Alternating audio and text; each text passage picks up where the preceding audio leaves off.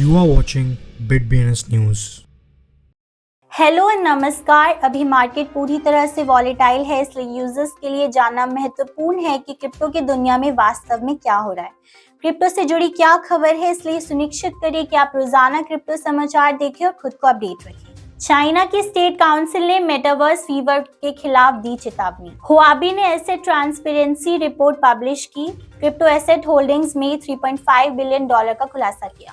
Crypto.com गलती से 320,000 ETH को Gate.io पर भेज देता है, कुछ दिनों के बाद फंड्स का रिकवर करता है। यूएस ट्रेजरी सेक्रेटरी और इंडियन फाइनेंस मिनिस्टर ने क्रिप्टो रेगुलेशन पर चर्चा की। क्राकेन ने FTX और अल्मीड़ा अकाउंट्स को फ्रीज किया, फुल स्टॉक मेंटेन कर रखा है। वाहिद कॉइन 5 दिसंबर को एल बैंक एक्सचेंज पर लॉन्च होगा। बहामास सिक्योरिटीज रेगुलेटर का कहना है कि उसने FTX को लोकल विड्रॉल्स को फिर से खोलने का आदेश नहीं दिया। बाइनेंस यूएस कॉइनबेस के बीच bidding war, BlockFi credit card customers के लिए। इंटेंसिफाइंग क्रिप्टो विंटर के कारण कॉइनबेस ने 60 लोगों को डिसमिस कर दिया। बैंकिंग ऐप में इंटीग्रेटेड रशियन का डिजिटल रूबल। लायबिलिटीज में $9 बिलियन के मुकाबले FTX की लिक्विड एसेट्स में $1 बिलियन से कम की हिस्सेदारी है।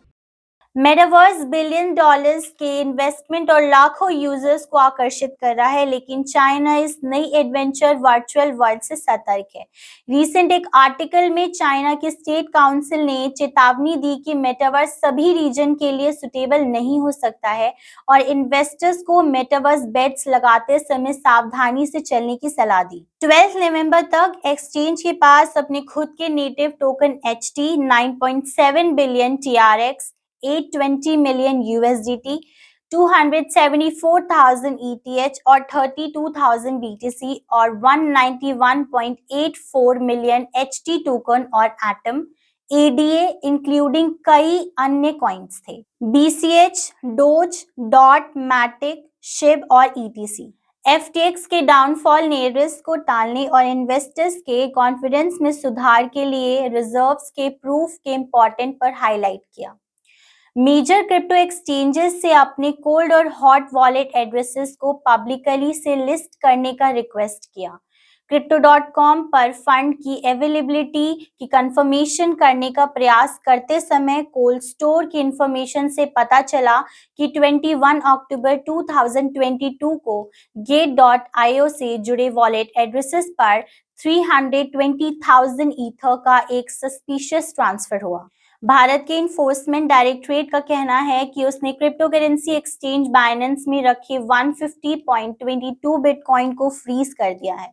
ईडी ने कहा कि फ्रीज मोबाइल गेमिंग एप्लीकेशन ई-नगेट्स की जांच का हिस्सा है, जिसे पब्लिक को धोखा देने के लिए डिजाइन किया गया था। US treasury secretary Janet Yellen और Indian finance minister Nirmala Sitharaman ने 9th India US partnership meeting के दौरान क्रिप्टो रेगुलेशन पर चर्चा की।